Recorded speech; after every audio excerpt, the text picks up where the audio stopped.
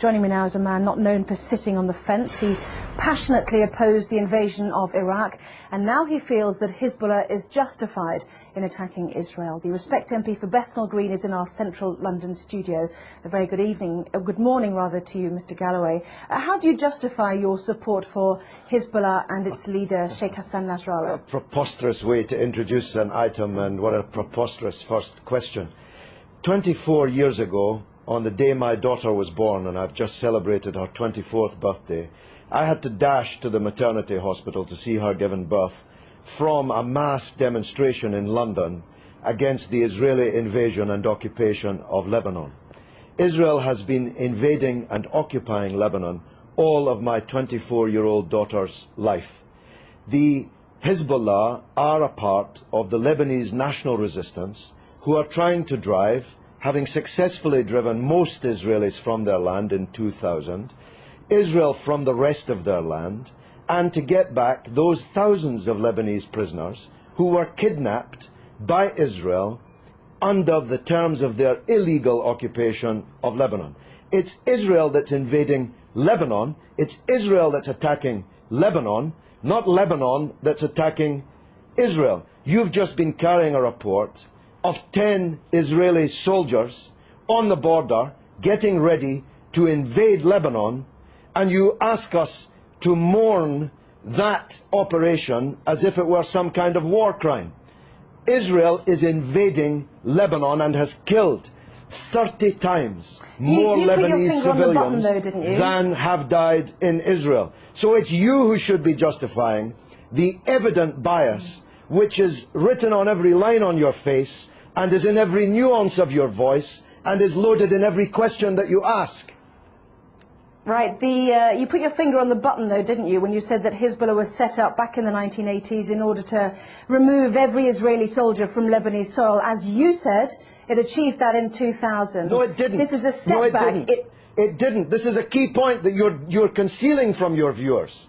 Israel was forced out of most of the south of Lebanon in 2000. It still occupies a part of Lebanon since 2000. The Sheba Farms area, which is subject to this latest UN draft resolution. Thousands of Lebanese prisoners have been kidnapped by Israel. Hezbollah I spoke just a moment ago to the Israeli Foreign Ministry spokesman who said that the 3 Lebanese who have been captured, perhaps you'd like to use that word, have been before a judge and been through a court of law. Oh, please, have a slightly longer memory than 4 weeks. I'm talking about the thousands of prisoners taken during the 18 years of Israeli occupation, illegal occupation of South Lebanon. These are the prisoners that have to be released in exchange for the Israeli soldiers that were captured at the beginning of this wave of the crisis.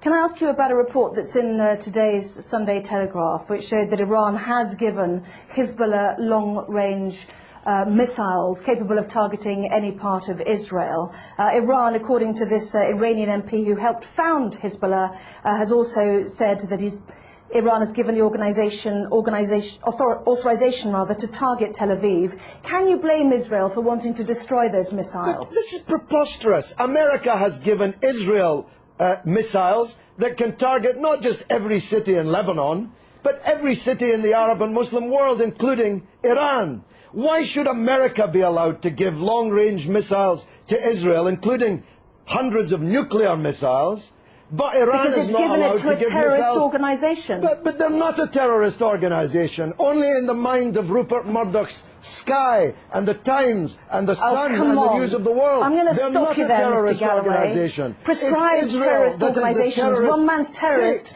is another man's freedom fighter. We know that perfectly well. In most people's eyes, they are deemed to be. They had a choice, didn't they? Let's understand this. They had a choice, like the IRA, to take on politics. Listen, Anna. I'm saying they had a choice to absorb the idea of politics. They've got 2 Hezbollah cabinet ministers. Anna, one man's terrorist is another man's freedom fighter. You are totally wrong in saying that in most people's eyes, Hezbollah are terrorists. In most people's eyes, Israel is a terrorist state. It's the fact that you cannot comprehend that fact that leads to the bias which runs through all of your reporting and every question that you've asked me in this interview.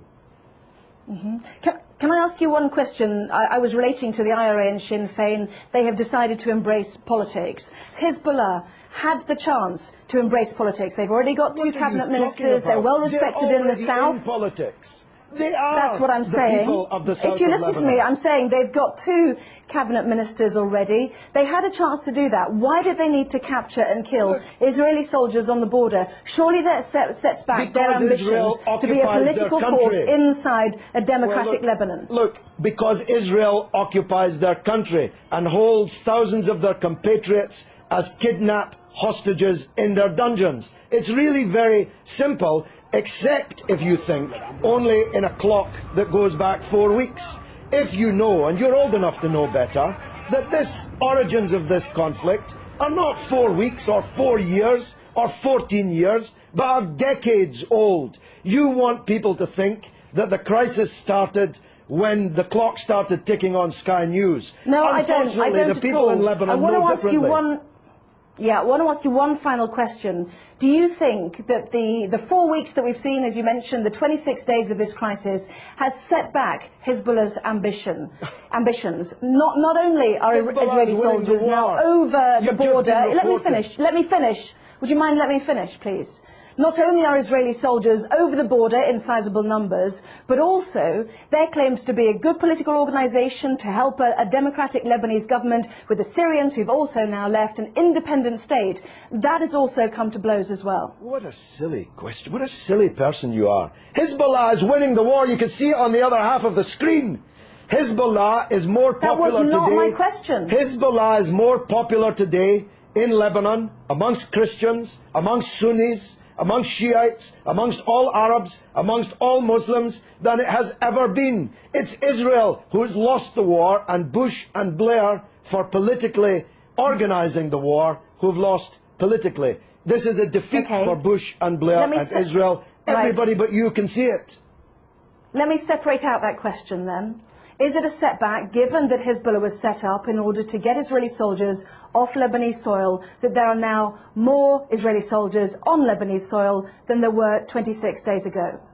Well, they seem to be getting a bloody good hiding on the other half of the screen that I'm watching. Maybe you can't see it, but I'm watching them getting a bloody good hiding in the war. So if that's a success, I'm not sure what a failure would look like. The reality is that this conflict will go on. The United Nations resolution solves nothing, gives Lebanon nothing, gives the prisoners in Israeli dungeons nothing, and as Anne Clewid, my erstwhile colleague, was just saying, Israel has just kidnapped even more Palestinian politicians, cabinet ministers, members of parliament, and thousands of others held in Israeli dungeons, and this war will continue until the overall settlement is reached. That settlement must mean Israeli withdrawal from all occupied territory that it currently holds since the war in 1967, the release of all political prisoners, and a state for the Palestinians with East Jerusalem as its capital. No justice, no peace. You're not going out of business as a newscaster in Jerusalem anytime soon, believe me. Well, as usual, you have prompted a huge email response, both for and against you, Mr. Galloway, so we'll leave it there. I have to say that some people might find it offensive when more families are mourning their dead to hear you say that it was a bloody good hiding. So you don't give a damn. You don't even know about the Palestinian families. You don't even know that they exist. Tell me the name of one member of the 7 members of the same family slaughtered on the beach in Gaza by an Israeli warship. You don't even know their name, but you know the name of every Israeli soldier who's been taken prisoner in this conflict, because you believe, whether you know it or not, that Israeli blood is more valuable than the blood of Lebanese or Palestinians. That's the truth, and the discerning of your viewers already know it.